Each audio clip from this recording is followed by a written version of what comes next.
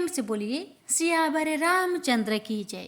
प्यारे भक्तों, आज 4 जनवरी दिन शनिवार है और आज पौष मास के शुक्ला पक्ष की पंचमी तिथि है और दिन है शनिवार। शनिवार का दिन शनि भगवान और माँ काली को समर्पित है। इस दिन व्रत रखने से और कथा सुनने से शनि दोष से मुक्ति मिलती है। भविष्य में आने वाले बुरे प्रकोप से बचाव होता है। साढ़े साती और ढैया से छुटकारा मिलता है। नौकरी और व्यापार में लाभ मिलता है। सुख समृद्धि और मान सम्मान में बढ़ोतरी होती है। घरों में सुख शांति बनी रहती है। धन यश की प्राप्ति होती है। राहु केतु की कुदृष्टि से भी सुरक्षा होती है। मनुष्य की सभी मंगल कामनाएं सफल होती है। बुद्धि का विकास होता है। परिवार में पुत्र पौत्र आदि की प्राप्ति होती है। आपको बता दें कि शनिवार का व्रत शुरू करने के लिए सावन महीने को सबसे अच्छा माना जाता है। इसके अलावा किसी भी महीने की शुक्ला पक्ष के शनिवार से व्रत की शुरुआत की जा सकती है। व्रत शुरू करने के बाद कम से कम 7 शनिवार व्रत जरूर करने चाहिए। ये श्रवण करते हैं शनि भगवान और गणेश जी की महापुण्य फल देने वाली कथा। हे भगवान, आपकी कथा कहने वाले, सुनने वाले, हुक्कार भरने वाले सभी भक्तों पर अपनी कृपा सदा सर्वदा बनाए रखना। इसी प्रार्थना और मंगल कामना के साथ आज की कथा शुरू करते हैं। गणेश भगवान को प्रथम पूज्य देव कहा जाता है और सभी देवी देवताओं में सबसे पहले भगवान गणेश की पूजा की जाती है। गणेश जी अपने भक्तों के सभी कष्ट दूर कर देते हैं, इसलिए उन्हें विघ्नहर्ता कहा जाता है। वहीं शनिदेव न्याय के देवता और दंडाधिकारी कहलाते हैं, क्योंकि शनिदेव कर्म के अनुसार न्याय करते हैं और उसी के अनुरूप फल या दंड देते हैं। न्यायाधीश और दंडाधिकारी का वरदान शनिदेव को शिव जी से ही प्राप्त हुआ है। धर्म पुराणों में भगवान गणेश और शनिदेव से जुड़ी कई कथाएं व मान्यताएं प्रचलित है। इन्हीं में से एक कथा गणेश जी के जन्म से जुड़ी है। इस कथा का संबंध भगवान गणेश के साथ ही शनिदेव से भी है। आइए जानते हैं भगवान गणेश और शनिदेव से जुड़ी यह पावन कथा। ब्रह्म वैवर्त पुराण के अनुसार माता पार्वती ने भगवान गणेश को जन्म दिया तो शिवलोक में भगवान शंकर और माता गौरी के पुत्र गणेश के जन्म के उत्सव का आयोजन किया गया। इस उत्सव में सभी देवी देवता बालक गणेश को आशीर्वाद देने के लिए कैलाश पहुँचे। शनिदेव भी इस उत्सव में शामिल हुए, लेकिन उन्होंने बालक गणेश को आशीर्वाद नहीं दिया, बल्कि वह अपना सिर नीचे झुकाकर खड़े थे। जब माता पार्वती ने देखा कि शनिदेव उनके बालक की तरफ देख भी नहीं रहे, तो उन्हें बहुत हैरानी हुई। माता पार्वती ने शनिदेव से पूछा कि आप ऐसे सिर झुकाकर क्यों खड़े हैं और मेरे बालक की और क्यों नहीं देख रहे। तब शनिदेव ने कहा कि हे माँ, मेरे दृष्टि से आपके बालक को हानि पहुंच सकती है, इसलिए मैं बालक की ओर नहीं देख रहा। लेकिन माता पार्वती शनि भगवान के वक्र दृष्टि के बारे में, श्राप के बारे में माता नहीं जानती थी। तब शनिदेव ने माँ पार्वती को अपने श्राप के बारे में बताया कि हे माता, ऐसी श्राप मुझे मिली है, इसलिए मैं आपके पुत्र की तरफ नहीं देख रहा। लेकिन माता पार्वती कहने लगी कि यह तो मेरा पुत्र है और इन्हें सभी देवी देवताओं का आशीर्वाद मिला है। आपको देखने से इसका कुछ भी अमंगल नहीं हो सकता। माता पार्वती ने शनिदेव से बालक गणेश को देखने के लिए बहुत आग्रह की। अब शनिदेव कर भी क्या सकते थे, माता का आज्ञा का पालन तो करना ही था। नहीं चाहते हुए भी शनिदेव ने बालक गणेश को जाके देख लिया, लेकिन शनिदेव की दृष्टि पड़ते ही बालक गणेश का सिर धड़ से अलग हो गया और आकाश में उड़ गया। यह देखकर माता पार्वती बेहोश हो गई। तब भगवान विष्णु अपने वाहन गरुड़ पर सवार होकर निकल पड़े। उन्हें उत्तर दिशा की ओर पुष्पभद्रा नदी के तट के पास एक हथनी का बालक दिखाई दिया। हथनी अपने नवजात शिशु को लेकर उत्तर दिशा में सिर करके सो रही थी। इसके बाद विष्णु जी ने अपने सुदर्शन चक्र से नवजात गज शिशु का मस्तक काट दिया और उसे लेकर कैलाश पर्वत पर पहुँचे। और इसके बाद बालक गणेश को गज शिशु का मस्तक लगाया गया। शनि देव की वक्र दृष्टि से बालक गणेश का जीवन संकट में पड़ गया था, लेकिन गज शिशु का सिर लगते ही गणेश जी को दोबारा जीवन प्राप्त हुआ। प्रेम से बोलिए शनि महाराज की जय, गणेश भगवान की जय। हे शनि भगवान, आपकी कथा कहने वाले सुनने वाले अपने सभी भक्तों पर अपनी कृपा सदा सर्वदा बनाए रखना। जय शनिदेव, जय श्री गणेश। अब रसपान करते हैं शनिवार माँ काली की कथा। पौराणिक ग्रंथों में काली माता की अवतार के बारे में कई कथाएं प्रचलित है। उन कथाओं के अनुसार दारुक नामक एक असुर ने जब अपनी कृतों की सीमा पार कर दी थी, तब सभी देवी देवताओं की आराधना पर माता भगवती ने अपने एक अंश को शिव जी के शरीर में प्रवेश कराया। माँ पार्वती का अंश भगवान शिव के गले में मौजूद विष में अपना आकार धारण करने लगा। भगवान शिव के गले में विष होने के कारण उस अंश ने काले रंग के वर्ण में परिवर्तित होना शुरू कर दिया। उसके बाद जब भगवान शिव को वह उभरता हुआ अंश अपने अंदर महसूस हुआ, तब उन्होंने अपना तीसरा नेत्र खोल दिया और तीसरे नेत्र के खुलते ही माँ काली प्रत्यक्ष रूप में प्रकट हो गई। उसके बाद उनकी एक हुक्कार से ही दारुक और अन्य असुर जलकर भस्म हो गए। प्रेम से बोलिए काली माता की जय। अब रसपान करें पौष मास कथा अध्याय 20। इस अध्याय में आप सभी श्रवण करेंगे खर दूषण का वध की कथा। प्यारे भक्तों, पिछले अध्याय में आप सभी ने सुना था मुनि अत्रि उन्हें विदा करते समय उनके निर्मल यश का गुणगान करते हुए बहुत दूर तक उनके साथ आए। अब आगे की कथा। अत्रि ऋषि के आश्रम से श्री राम लक्ष्मण व जानकी जी सहित सरभंगे ऋषि के आश्रम पहुँचे। सरभंगे मुनि ऐसे तपस्वी थे जो वायु का भी सेवन न करते थे और अपने प्राण न छोड़ते थे।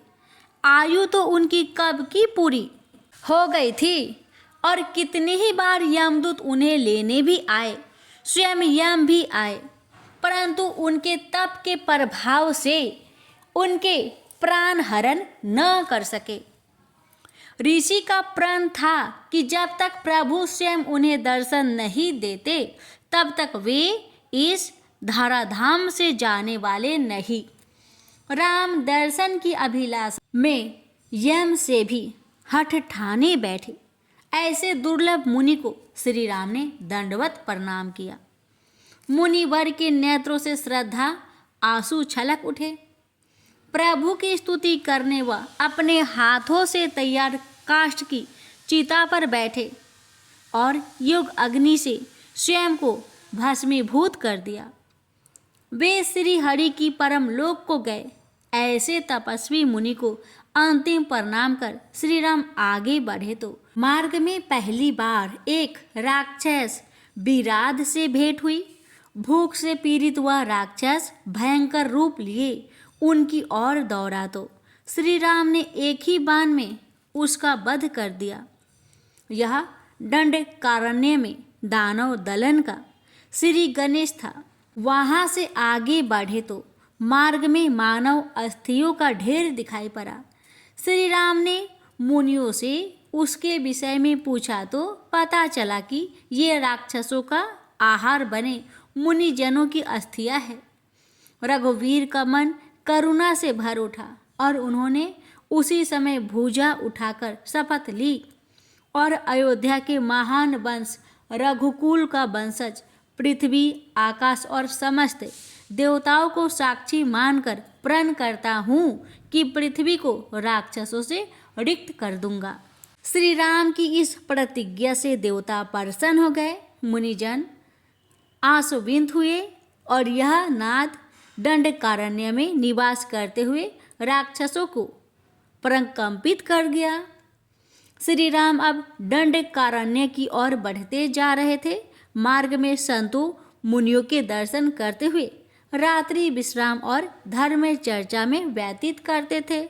महर्षि अगस्त्य के शिष्य सुतीक्षण को अपने चतुर्भुज रूप के दर्शन देकर करुणामयी श्री राम ने उन्हें ज्ञान व भक्ति प्रदान की। वहाँ से वे महामुनि अगस्त्य के आश्रम में पहुँचे।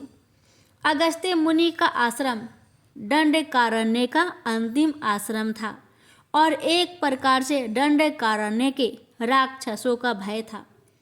वे महर्षि के श्राप के भय से इस आश्रम के समीप नहीं फटक सकते। यह सीमा द्वार है। मुनि अगस्त्य ने जब प्रभु आगमन का समाचार सुना तो विकल होकर उनके स्वागत को दौड़े चले आए। त्रिमूर्ति उनके चरणों में दंडवत हो गए तो मुनिवर ने स्नेहपूर्वक आशीर्वाद देते हुए राम लक्ष्मण को हृदय से लगाया और सीता को अखंड सौभाग्यवती होने का आशीर्वाद दिया। मुनिवर उन्हें आश्रम में ले आए और सुंदर आसनों पर बैठाया। अनेक साधु संत उनके दर्शन को आ गए। ऐसी मनोहर छवि देखने से नेत्र तृप्त ही नहीं होते। मुनि अगस्त्य प्रभु की अनंत महिमा का गुणगान कर रहे थे। साधु समाज हर्षित था कि ऐसे सर्वेश्वर आज उनके बीच साक्षात हुए थे। भक्त ध्रुव ने हजारों वर्षों की तपस्या के पश्चात उनके दर्शन किए थे, जबकि उन्हें तो सहज ही उन सुख राशि के दर्शन प्राप्त हो गए थे। अब श्री रघुवीर को अपना दमन चक्र आरंभ करना था, क्योंकि वनवास की आधी से भी अधिक अवधि संत समागम में व्यतीत हो गई थी और राक्षसों की बहुलता व प्रबलता इतनी अधिक थी कि अब समय व्यर्थ नहीं गवाया जा सकता। श्री राम समाज के आदर्श थे। वे आकारण तो दुष्ट से भी बैर नहीं रखते, अतः राक्षसों से बैर का उपाय करना था। वे अपने ऊपर किसी तरह का दोष नहीं लेते।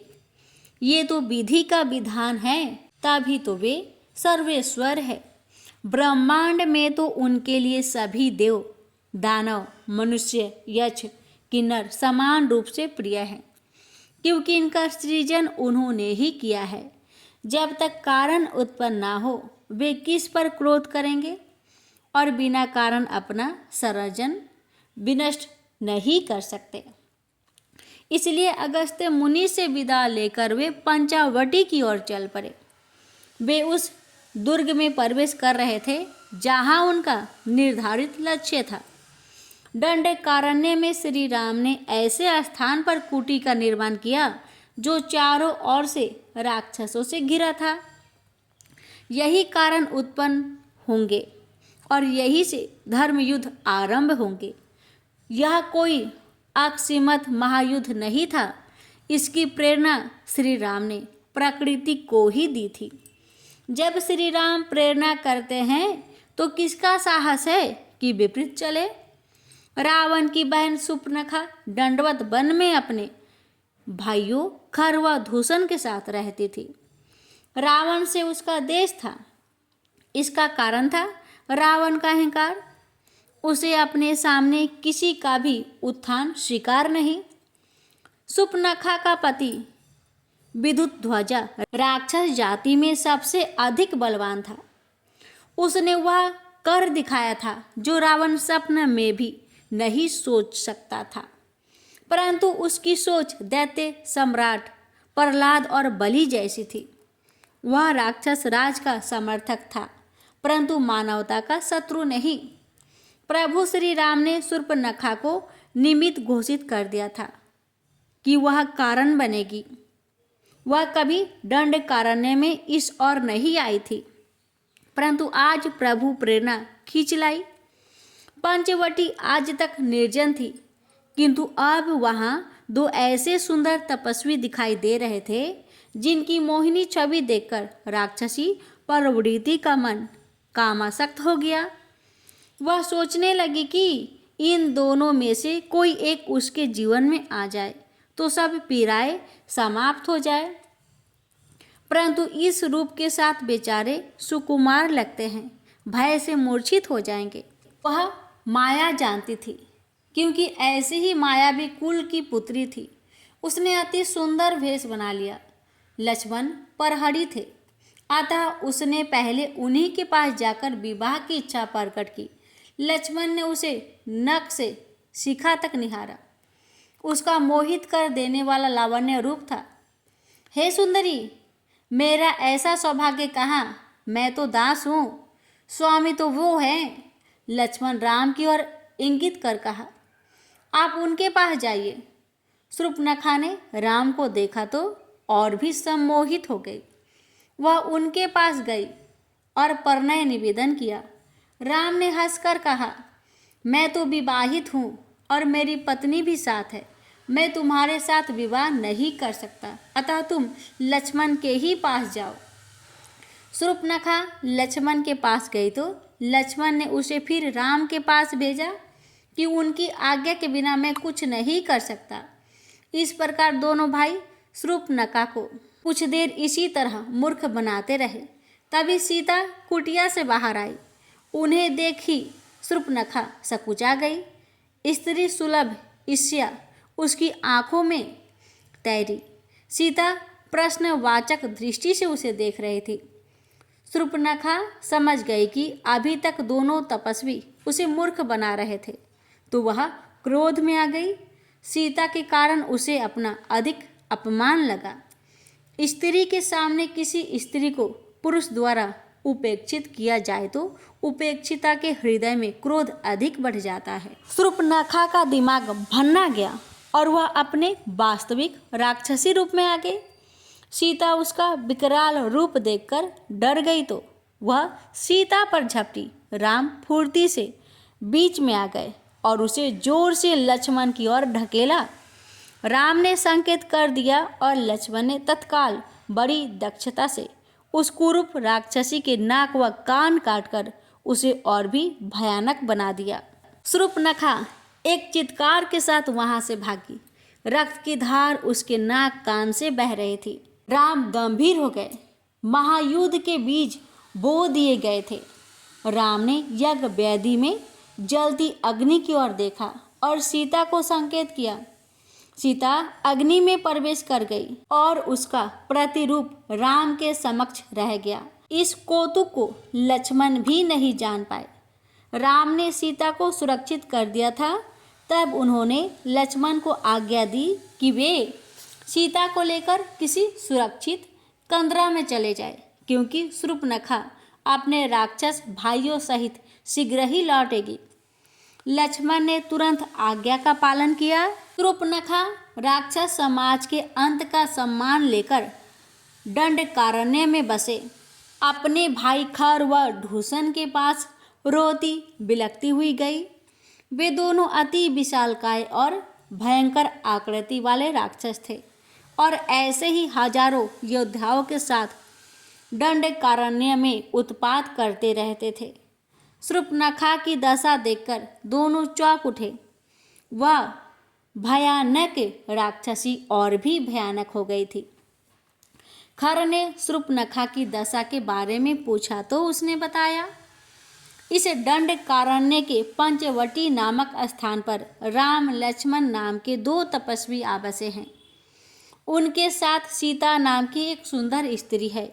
मैं भ्रमण करते हुए वहां पहुंच गई और स्त्री स्वभाव से सीता से बात करनी चाहिए तो उस छोटे तपस्वी ने मुझसे कुछ छल करना चाहा। मैंने उसे चेतावनी दी कि मैं खरदूषण की बहन हूँ, तो उसने मेरा यह हाल कर दिया। खरदूषण का क्रोध 7वें आसमान पर पहुंच गया। तपस्वियों का इतना साहस कि एक तो पंचवटी में रहने लगे, दूसरे शूर्पणखा का ऐसा हाल कर दिया। तत्काल राक्षसी सेना तैयार हो गई। उनमें बड़े भयंकर और भय उत्पन्न करने वाले राक्षस थे। सब मदिरा के प्रभाव से झूम रहे थे। खर के आदेश पर अपने अपने आयुध उठाकर वे कोलाहल करते हुए पंचवटी की ओर दौड़ पड़े। खरदूषण विचार विमर्श कर रहे थे कि तपस्वियों को तो कच्चा खाया जाए, परंतु वह सुंदरी को अपने साथ रखेंगे। सुना है कि मानव स्त्री सुंदर नृत्य करती है, प्रतिदिन नृत्य देखेंगे। मूर्ख स्वप्न बुन रहे थे और जानते नहीं थे कि मृत्यु उनकी उंगली पकड़कर उन्हें मार्ग दिखा रही थी। पंचवटी का क्षेत्र भीषण कोलाहल से गुंजयमान था। राक्षस योद्धाओं के सामने अभी कोई शत्रु नहीं आया तो वे वृक्षों को उखाड़ने लगे या आपस में ही शक्ति परीक्षण करने लगे। खरदूषण वहां आ गए जहां श्री राम हाथों में धनुष बांध लिए खड़े थे।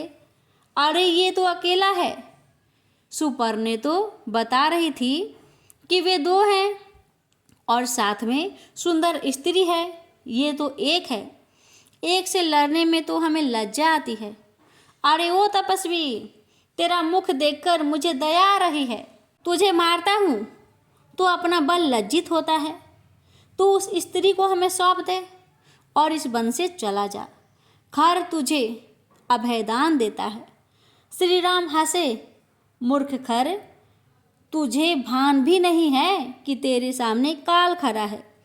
तेरी बहन तुम सबको यमपुरी भेजने के लिए यहाँ लाई है। सावधान हो जा।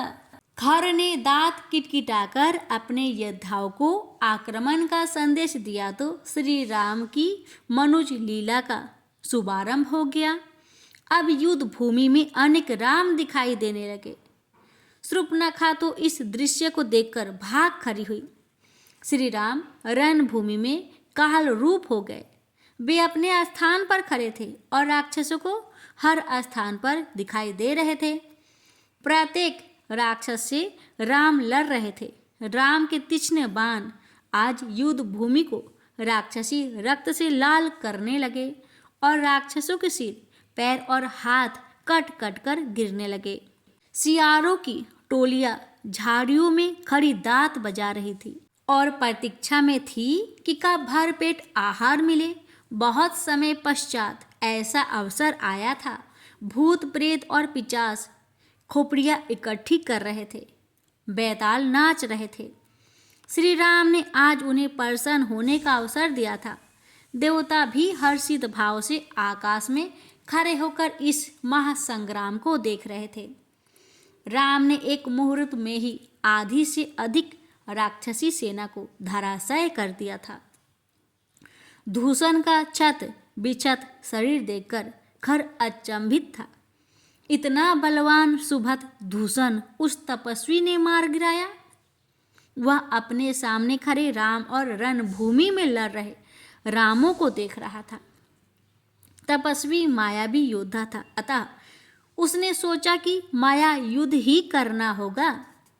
वह 1 और से 4 हो गया, परंतु यह क्या, राम ने भी यही किया। अब खर मरने मारने पर उतारू था। सेना को तो विध्वंस हो चुका था। वह भीषण युद्ध करने लगा और पीड़ादायक मृत्यु को प्राप्त हुआ। जो राक्षस बचे थे वे प्राण बचाकर भागना चाहते थे, परंतु रास्ता नहीं मिल रहा था। खो में छुपी शूर्पणखा जान गई थी कि शत्रु प्रबल है। अब रावण को समाचार देना होगा। राम ने दंडकारण्य को राक्षस विहीन कर दिया था। सियारों, गिद्धरों, गीदों के लिए इतना भोजन मिल गया था कि अब वे महीनों तक चिंता मुक्त हो गए। देवताओं ने पुष्प वर्षा करके श्री राम की विजय का अभिनंदन किया। लक्ष्मण और सीता आ गए। राम का पराक्रम सीता को गौरवान्वित कर रहा था। पाप के बोझ से पीड़ित पृथ्वी को अब कुछ सुखद अनुभूति हुई। वह प्रभु राम की स्तुति करने लगी। प्रेम से बोलिए सियावर रामचंद्र की जय। अब आगे की कथा अगली अध्याय में श्रवण करेंगे। भगवान राम, माता पार्वती आप सभी भक्तों की हर मनोकामना को पूर्ण करे। जय सिया राम।